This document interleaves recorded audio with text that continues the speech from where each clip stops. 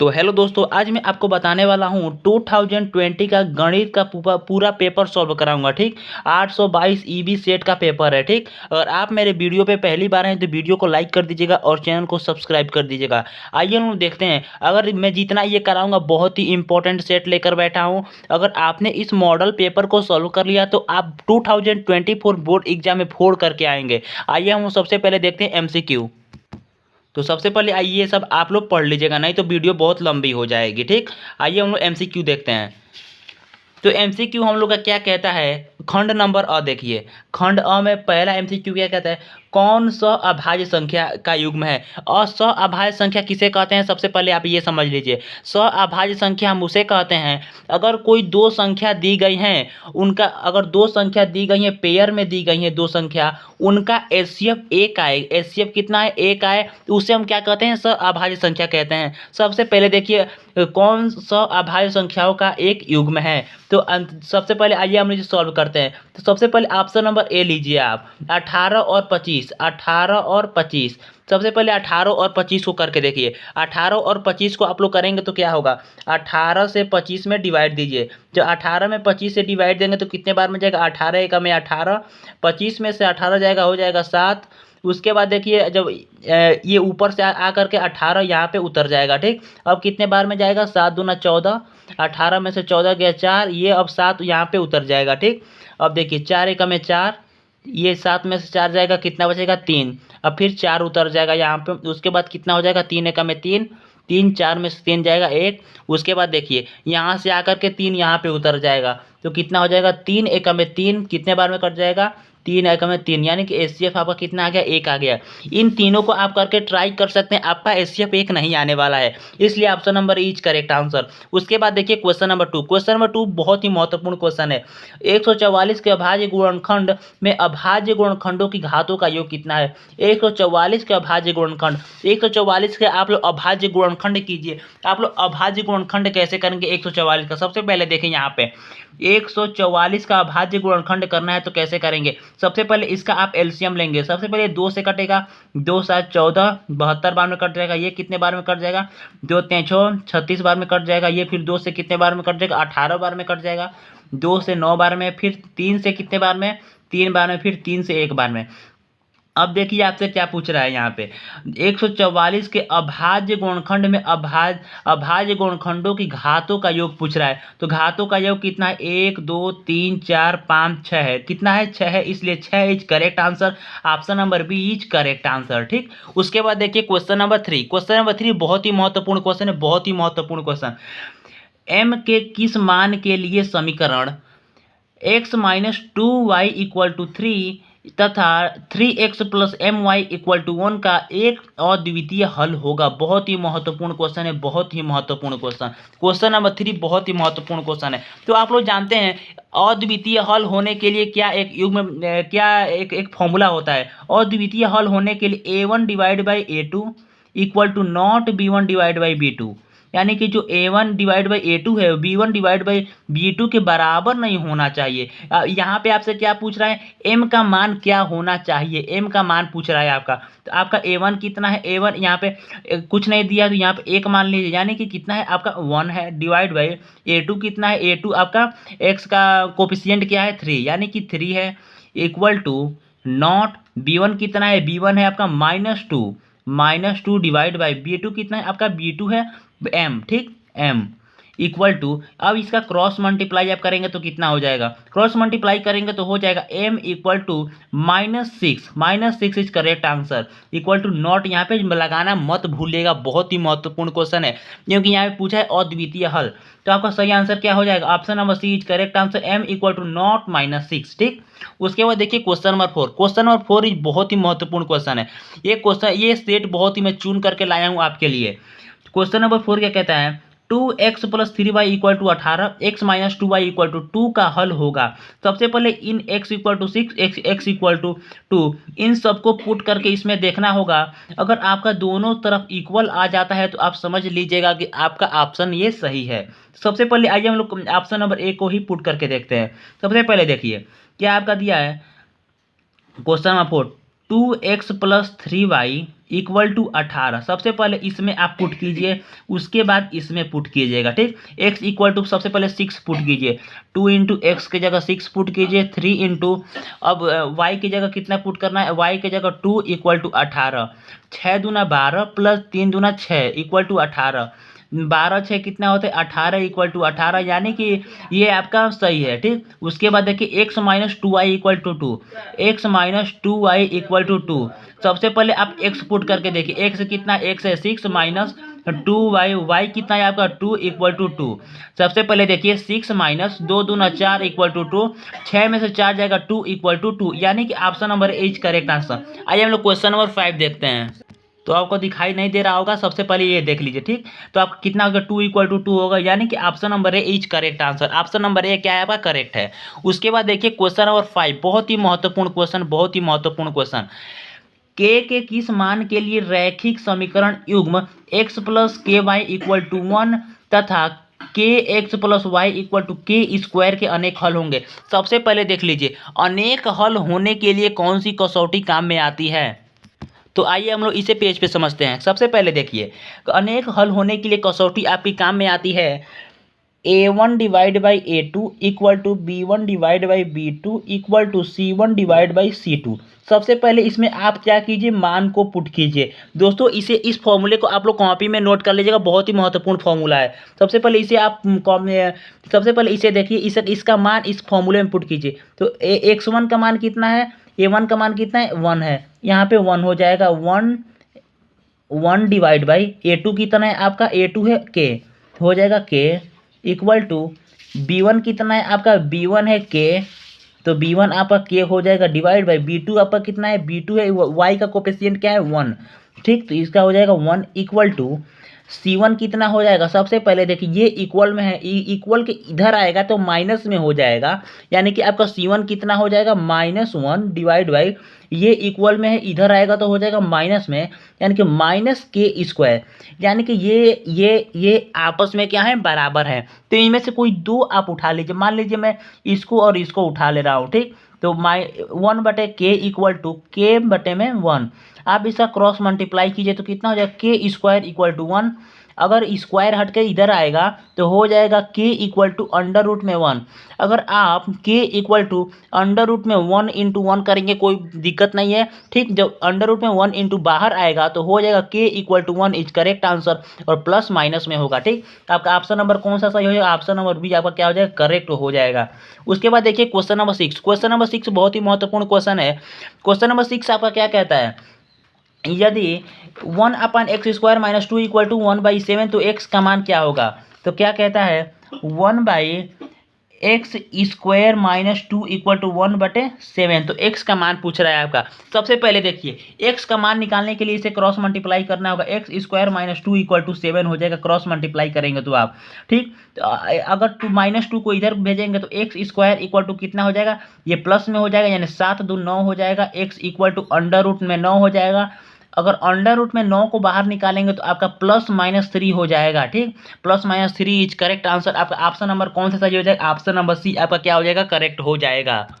तो question number 7 आपका क्या कहता है, व्यास ए बी के वृत्त का केंद्र -2, -3 है, बी का निर्देशांक 1, 4 है, तो ए का निर्देशांक क्या होगा। आपको एक वृत्त दिया है जिसका केंद्र का निर्देशांक है 2, -3, और इसका जो ए का, देखिए ए का जो निर्देशांक आपको फाइंड करना है, और बी का निर्देशांक है 1, तो आपका एक फॉर्मूला होता है, कौन सा फॉर्मूला होता है, x1 plus y1 divide by 2 equal to क्या होता है, x होता है। सबसे पहले देखिए आपको फाइंड क्या करना है, आपको फाइंड यहाँ पे करना है x और y मान लीजिए इसको, ठीक। x आपको फाइंड करना है, इसे क्या मान लीजिए, x मान लीजिए, ये एकदम केंद्र का हो जाएगा, यानी केंद्र का यहाँ पे आप रखेंगे x इक्वल टू इसको ये x2 है, ठीक।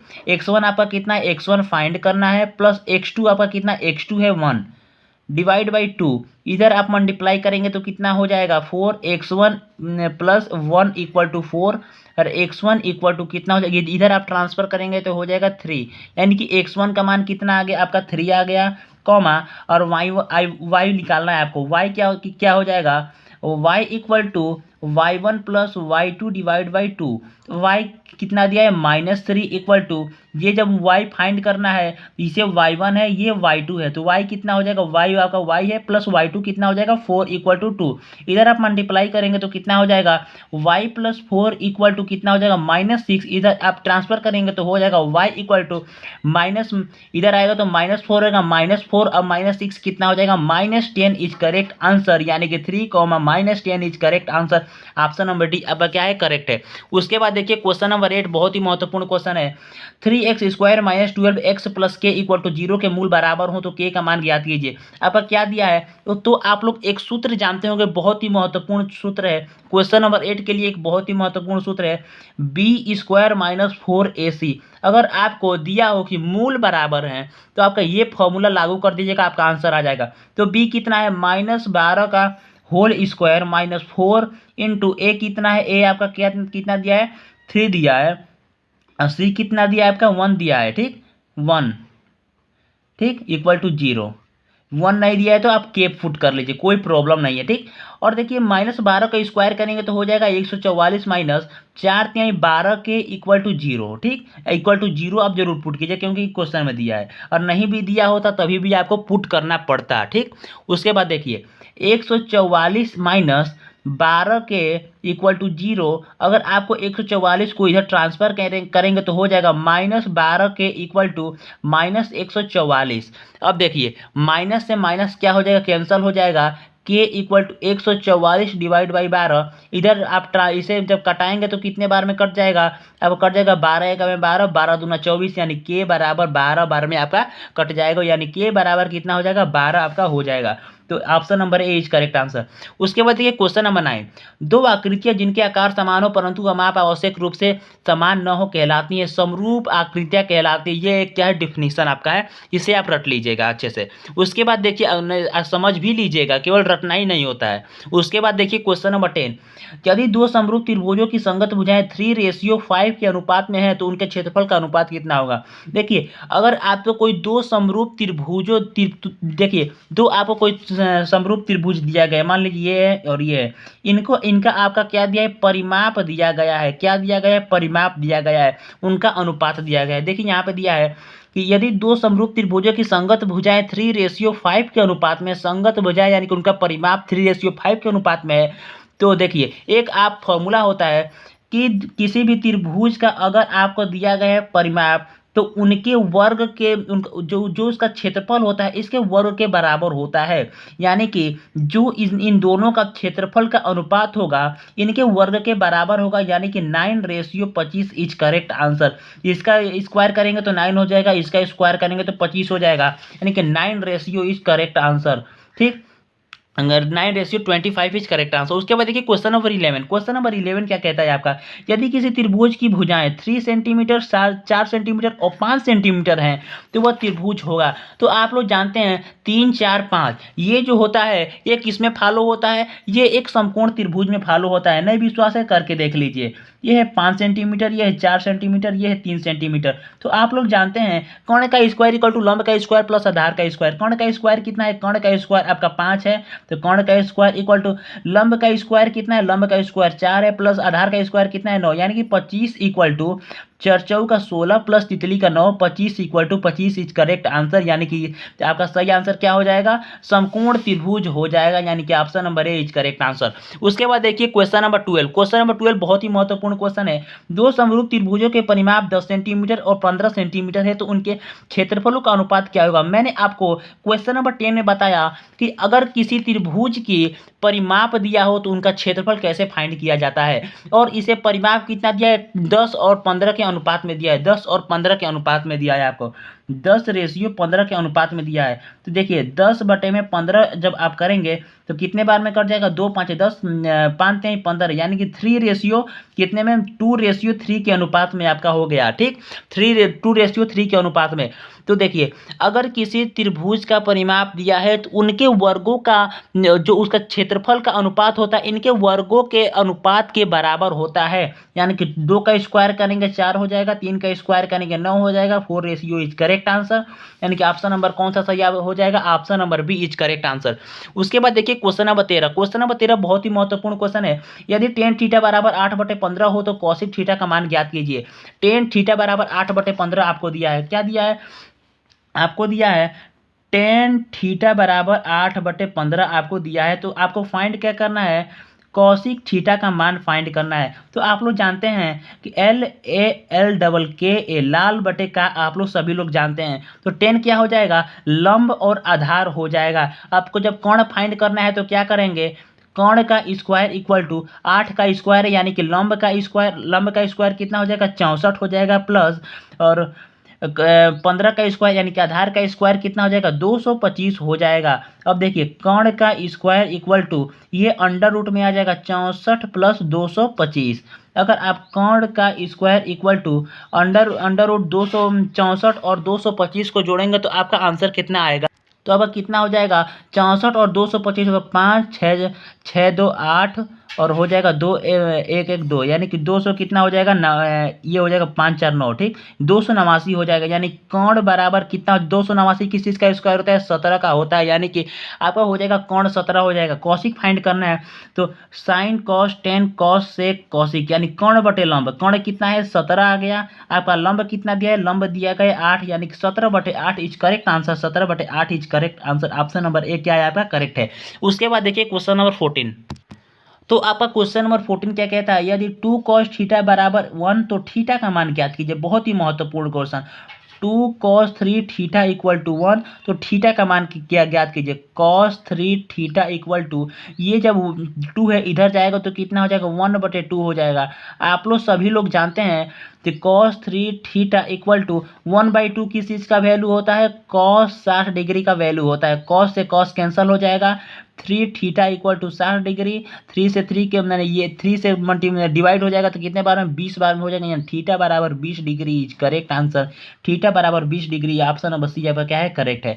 उसके बाद देखिए क्वेश्चन नंबर 15। क्वेश्चन नंबर 15 आपका क्या कहता है, दो वृत्तों की परिधियों 3:2 का अनुपात है तो उनके क्षेत्रफल का अनुपात क्या होगा। दो वृत्तों की परिधियां यानी कि आप लोग जानते हैं कि दो वृत्तों की परिधियों का फॉर्मूला क्या होता है, तो फॉर्मूला क्या होता है, 2πr यहाँ पे रखिए, यानी कि दो वृत्तों की परिधियां कितना है, 2πr1 divide by 2πr2 equal to कितना है, 3 रेशियो कितना है 2 है, यानी कि 3 रेशियो का 3/2 लिख सकते हैं। 2 से 2 कैंसिल, पाई से पाई कैंसिल, यानी कि r1 कितना आ गया 2 आ गया और r2 कितना आ गया 2, r1 कितना आ गया 3 और r2 कितना आ गया 2। तो उनके क्षेत्रफल का अनुपात पूछा है तो क्षेत्रफल का फॉर्मूला होता है पाई r1 का स्क्वायर डिवाइड बाई r2 का स्क्वायर, ठीक पाई से पाई कैंसल, r1 कितना, r1 का स्क्वायर कितना, r1 का स्क्वायर है 3 यानी कि 9 हो जाएगा। r2 कितना है, r2 है 4 और 4 का 2 है, 2 का स्क्वायर कितना हो जाएगा 4 यानी कि 9:4 is correct answer. 9:4 is correct answer, option number D आपका क्या है करेक्ट है। तो क्वेश्चन नंबर 16 देखिए, क्वेश्चन नंबर 16 बहुत ही महत्वपूर्ण क्वेश्चन है। यदि एक समान त्रिज्या आर के दो अर्धगोले के को उनके आधारों से जोड़ा जाता है, ध्यान से सुनिएगा, दो अर्धगोला है जो कि उनको जोड़ा जाता है तो क्या बन जाएगा, आपका एक पूरा गोला बन जाएगा। तो पूरे ठोस का वक्र पृष्ठ क्षेत्रफल क्या होगा, तो एक गोले का वक्र पृष्ठ क्षेत्रफल क्या होता है, 4πr² होता है। ये एक फॉर्मूला है, इसे आप याद कर लीजिएगा, ये एक थोड़ा दिमाग लगाने वाला क्वेश्चन था, ठीक। उसके बाद देखिए क्वेश्चन नंबर 17। क्वेश्चन नंबर 17 बहुत ही महत्वपूर्ण क्वेश्चन है। निम्नलिखित में से कौन केंद्रीय प्रवृत्ति का माप नहीं है, माध्य माध्यिका बहुलक या मानक विचलन।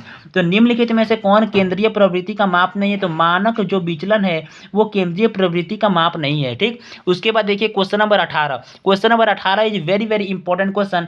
1 से 9 तक की प्राकृतिक संख्याओं का समानांतर माध्य होगा। सबसे पहले क्वेश्चन नंबर 18 में 1 से 9 तक की सभी संख्याओं को जोड़ना पड़ेगा, 1 + 2 + 3 + 4 + 5 ... 9 तक। सबसे पहले देखिए किसी भी प्राकृतिक संख्या का योग फाइंड करना हो, प्राकृतिक संख्याओं का 1 से कितने भी तक, ठीक, उसका फॉर्मूला होता है n ब्रैकेट में n + 1 डिवाइड बाई 2।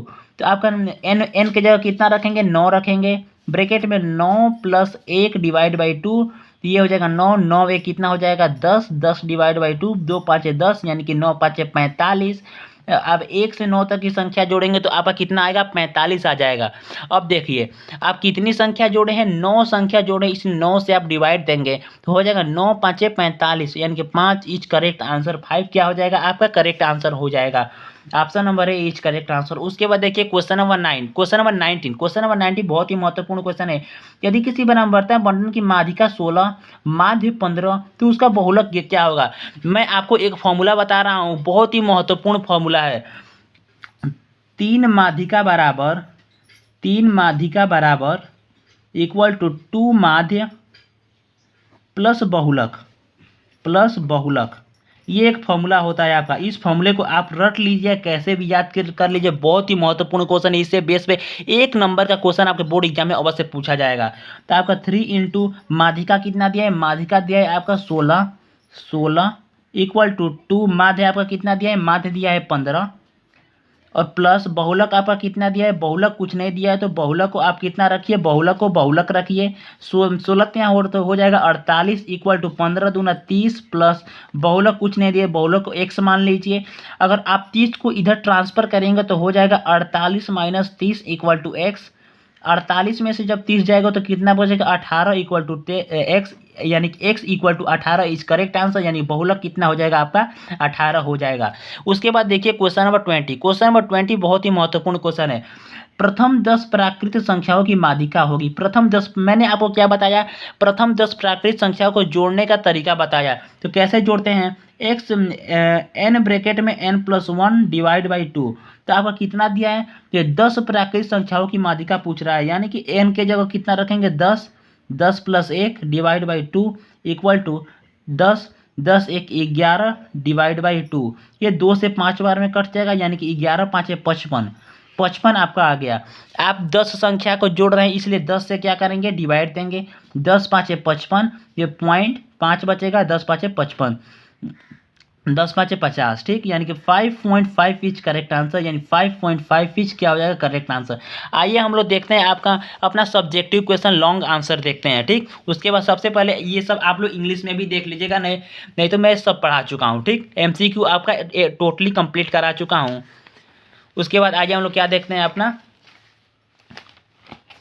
हम लोग क्या देखते हैं, सब्जेक्टिव क्वेश्चन देखते हैं पूरा एकदम लॉन्ग आंसर। सेक्शन बी यानी कि खंड बी। सबसे पहले वर्णनात्मक प्रश्न, सभी खंड कीजिए, सिद्ध कीजिए कि 5 प्लस अंडर रूट 2 एक अपरिमेय संख्या है। आप लोग का 12 क्वेश्चन आएगा जो कि कितने नंबर का रहेगा, 2 2 2 2 2 2, ऐसे 6 क्वेश्चन रहेगा 12 नंबर का, जो कि आपको 6 क्वेश्चन कंपलसरी करना होगा।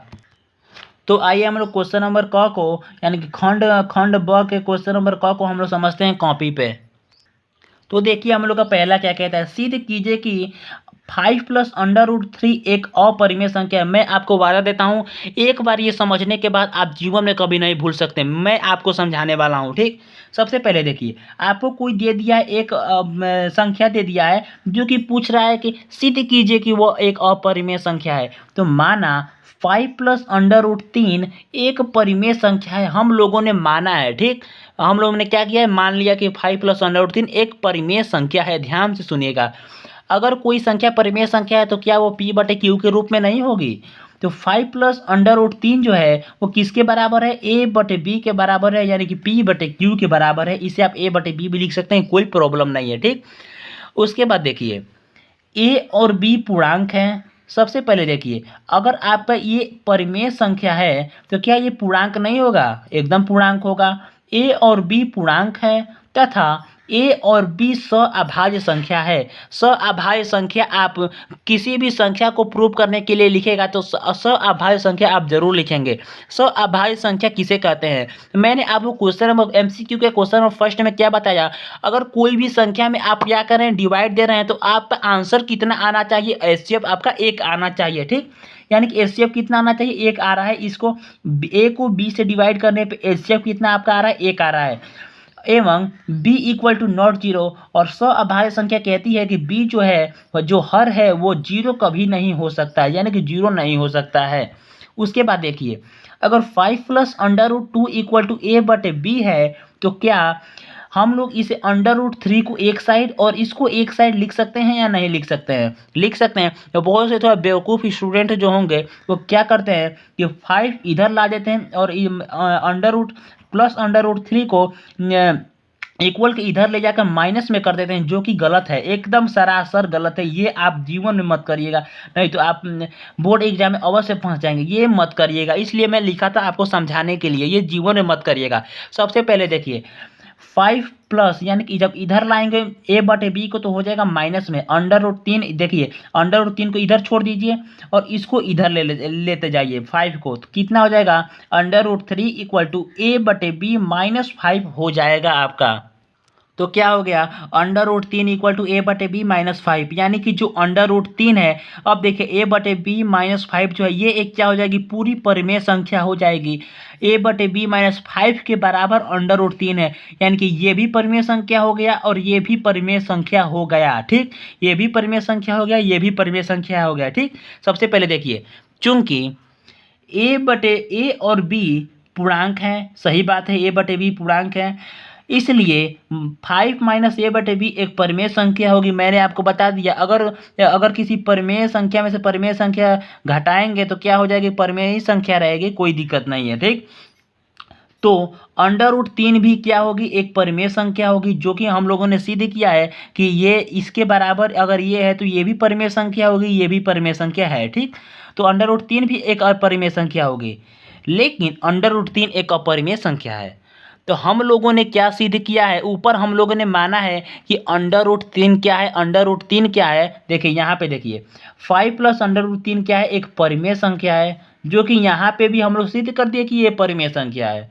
परंतु जो √3 होता है वो एक अपरिमेय संख्या होता है। हम लोगों ने पहले सिद्ध कर चुके हैं कि √3 क्या है, एक अपरिमेय संख्या है। इसलिए क्या हो जाएगा, अगर किसी परिमेय संख्या को अपरिमेय संख्या के साथ जोड़ेंगे तो वो हमेशा अपरिमेय संख्या होती है। केवल आप इतना लिख दीजिएगा, आपको फुल में फुल नंबर मिलने वाला है बोर्ड एग्जाम में। ठीक, उसके बाद आइए हम लोग क्वेश्चन नंबर सेकेंड देखते हैं। क्वेश्चन नंबर सेकेंड बहुत ही महत्वपूर्ण क्वेश्चन है, बहुत ही महत्वपूर्ण क्वेश्चन और बहुत इजी क्वेश्चन है। यदि cos a बराबर √3/2 तो हो तो sin a का मान ज्ञात कीजिए। तो आपका क्या दे रहा है कि cos a बराबर √3/2 तो sin a का मान क्या होगा। तो आपका क्या कह रहा है, cos a बराबर √3। सबसे पहले देखिए cos a = ये √3 किस चीज़ का वैल्यू होता है, cos 30 डिग्री का वैल्यू होता है। cos से cos कैंसिल हो जाएगा, a = कितना हो जाएगा, 30 डिग्री हो जाएगा। ठीक, अब देखिए sin 2a की जगह आप क्या पुट करिए, 30 पुट करिए, sin 60 डिग्री। sin 60 डिग्री का वैल्यू कितना होता है, sin 60 डिग्री का वैल्यू होता है √3/2, यानी कि आपका √3/2 इज करेक्ट आंसर। केवल इतना सा था, आपको कितना नंबर क्लियर हो गया, 2 नंबर आपका मिल जाएगा बोर्ड एग्जाम में। आइए हम लोग क्वेश्चन नंबर 3 देखते हैं।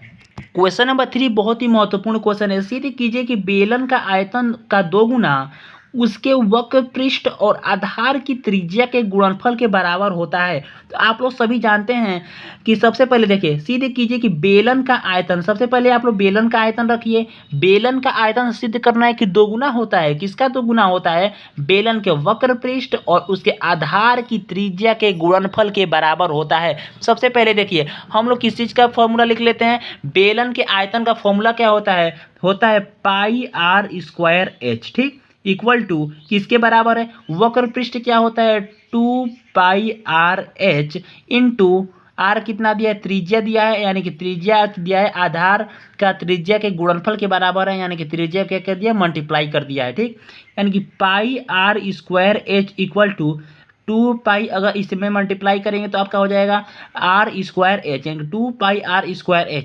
आप लोग जानते हैं 2πr²h πr² प्लस πr² से मिलकर बना है, इसलिए ये किस चीज़ का फॉर्मूला है कि बेलन का आयतन का फॉर्मूला है। ये बेलन के आयतन का फॉर्मूला है, यानी कि बेलन का आयतन कितना हो गया 2πr² हो गया, यानी कि ये सिद्ध हो गया कि जो बेलन का आयतन है कितना है, 2 गुना है। इसलिए आइए हम लोग क्वेश्चन नंबर देखते हैं, घ नंबर। ये बहुत ही महत्वपूर्ण क्वेश्चन था, इसके बेस पे आपके 2 नंबर के बोर्ड एग्जाम में अवश्य पूछा जा सकता है, क्वेश्चन 2024 बोर्ड एग्जाम में। आइए हम लोग क्वेश्चन नंबर घ देखते हैं। तो क्वेश्चन नंबर घ क्या कहता है, निम्न आंकड़ों से माध्यिका की गणना कीजिए। बहुत ही महत्वपूर्ण क्वेश्चन है, बहुत ही महत्वपूर्ण क्वेश्चन। सबसे पहले देखिए आपको दे दिया है वर्ग अंतराल दे दिया 0 से 10, 10 से 20, 10 से 20 से 30, 30 से 40, 40 से 50 और बारंबारता कितना दे दिया है 0 से 10 तक 2, 10 से 20 तक 8, 20 से 30 तक 30 और 30 से 40 तक 15 और 40 से 50 तक 5 दे दिया गया है। तो आइए हम इसे कॉपी में सॉल्व करते हैं। तो देखिए 0 से 10 तक कितना दे दिया है 2 दे दिया है। फिर संचयी बारंबारता देखिए मैं कैसे निकालता हूँ और सबसे पहले इसे मैं समझाऊंगा। सबसे पहले जो क्वेश्चन में दिया है सबसे पहले उसे देख लीजिए। 0 से 10 2, 10 से 20 8, 20 से 30 कितना दे दिया है 30, 30 से 40 दे दिया है 15 और 40 से 50 दे दिया है 5। संचयी बारंबारता कैसे निकालते हैं, सबसे पहले देखिए दो दो लिखा है यहाँ पे, दो दो उतार लीजिए आप। उसके बाद देखिए इसको और इसको जोड़िए, 8 2 कितना हो गया 10। उसके बाद इसको जोड़िए, 30 8 38, 38 2 40। ठीक, उसके बाद देखिए इसको चारों को जोड़िए।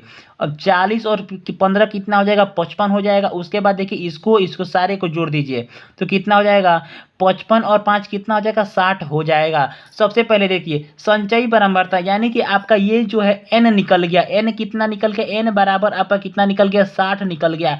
तो n बराबर आप लोग देखिए यहाँ पे देखिए n/2 इक्वल टू कितना हो जाएगा 60/2 यानी कि हो जाएगा 30, यानी कि n/2 इक्वल टू कितना हो जाएगा 30 हो जाएगा। सॉरी यहाँ पे 30 हो जाएगा आपका। ठीक, n/2 इक्वल टू कितना हो जाएगा 30 हो जाएगा।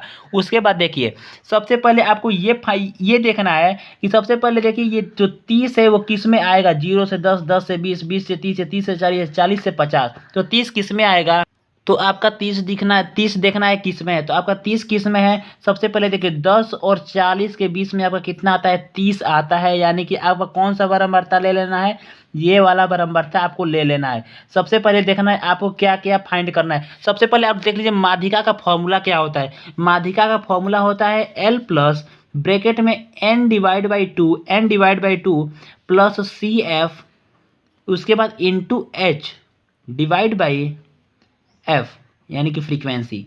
सबसे पहले देखिए एल, ये एल कितना है आपका, एल बराबर होता है लोवेस्ट जो दिया गया है वर्ग अंतराल, यानी कि जो हम लोगों ने इसको फाइंड किया तो इसमें सबसे लोएस्ट वर्ग अंतराल कितना है 20 है। एल बराबर 20 हो जाएगा। n/2 कितना दिया है, n/2 इक्वल टू 30 दे दिया गया है। CF किसको कहते हैं, CF कहते हैं ये जो बारंबारता है यानी कि संचयी बारंबारता है उसके ऊपर वाला जो संचयी बारंबारता है उसको कहते हैं। यानी कि CF बराबर कितना हो गया 10 हो गया।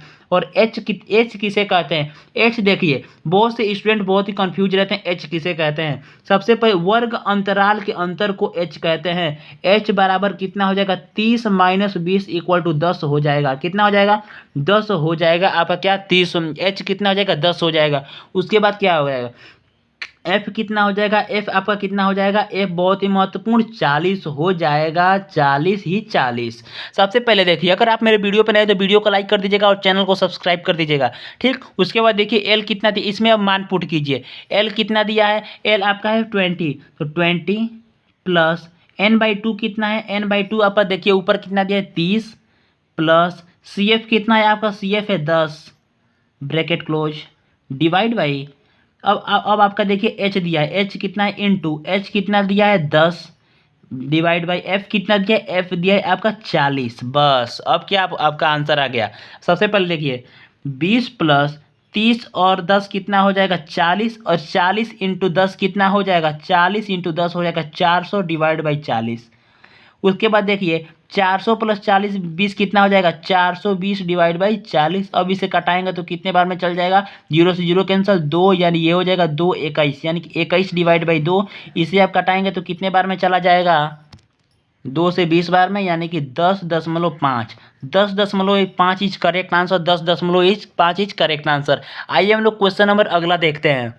तो क्वेश्चन नंबर अंग क्या कहता है आपका, उस बिंदु के निर्देशांक ज्ञात कीजिए जो बिंदुओं -1,7 और 4,-3 को मिलाने वाले रेखाखंड को 2:3 के अनुपात में विभाजित करता है। बहुत ही महत्वपूर्ण क्वेश्चन, आइए हम लोग इसे कॉपी में समझते हैं।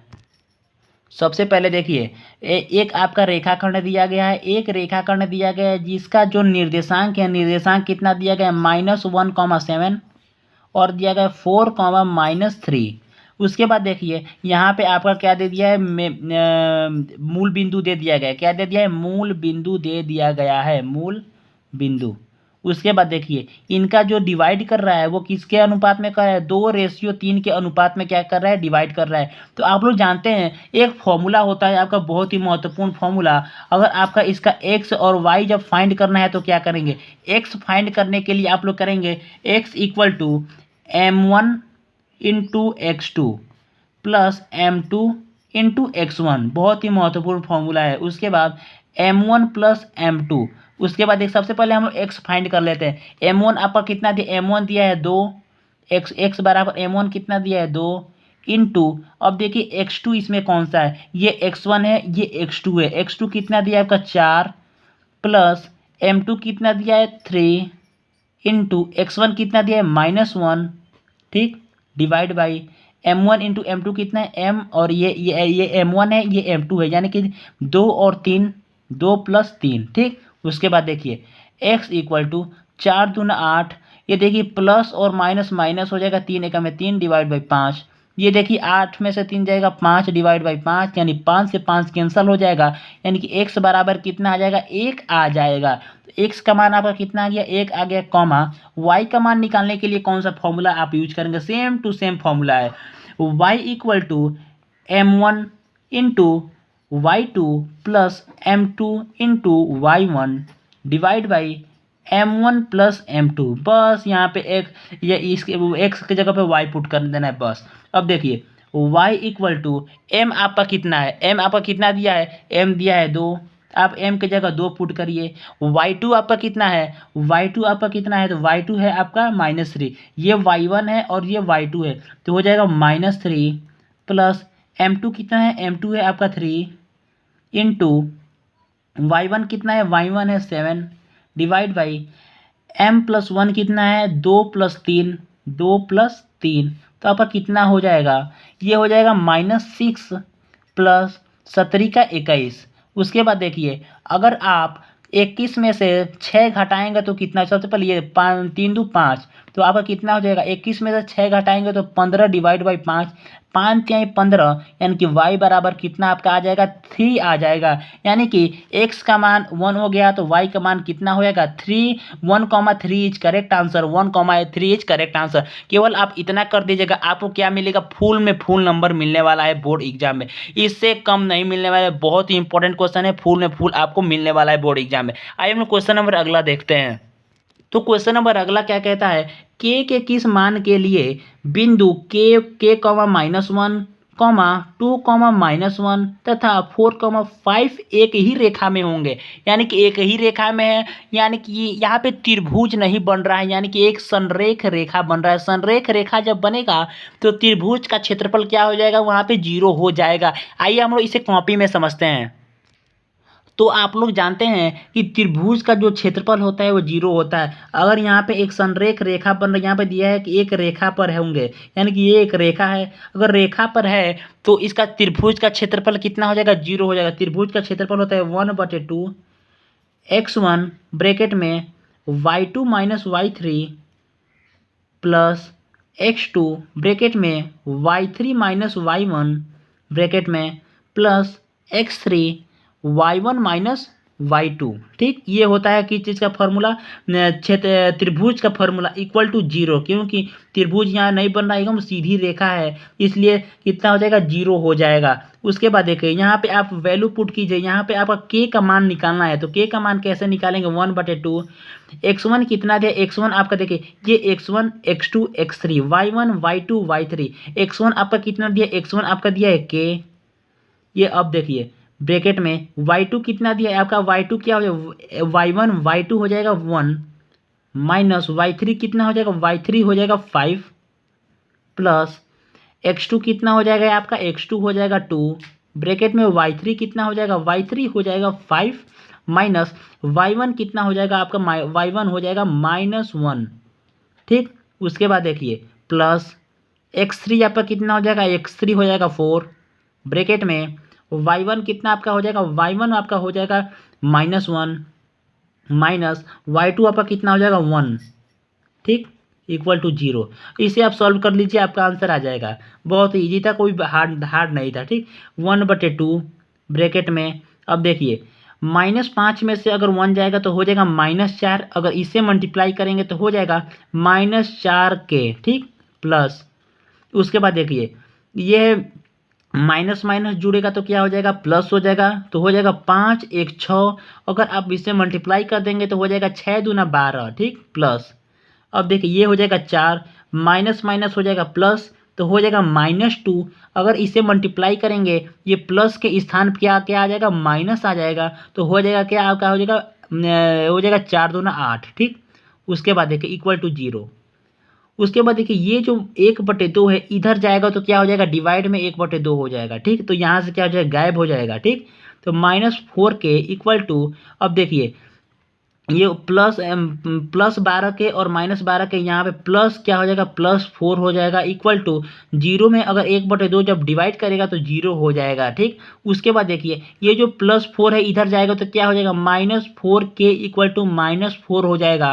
अगर देखिए माइनस से माइनस कैंसिल हो जाएगा, के बराबर ये मल्टीप्लाई में इधर जाएगा तो हो जाएगा 4/4 डिवाइड में हो जाएगा। ये जब कट के आएगा तो कितना आ जाएगा, के बराबर 1 आ जाएगा, यानी के का मान कितना आपका हो जाएगा, के का मान 1, -1, यानी के का मान आपका 1 हो जाएगा, ठीक। केवल आप इतना कर दीजिएगा, आपका बोर्ड एग्जाम में फुल नंबर मिलने वाला है। दोस्तों अगर आप मेरी वीडियो पे पहली बार आए हैं तो इस वीडियो को लाइक कर दीजिएगा और चैनल को सब्सक्राइब कर दीजिएगा, क्योंकि इस चैनल पे क्लास 10 की 2024 बोर्ड एग्जाम की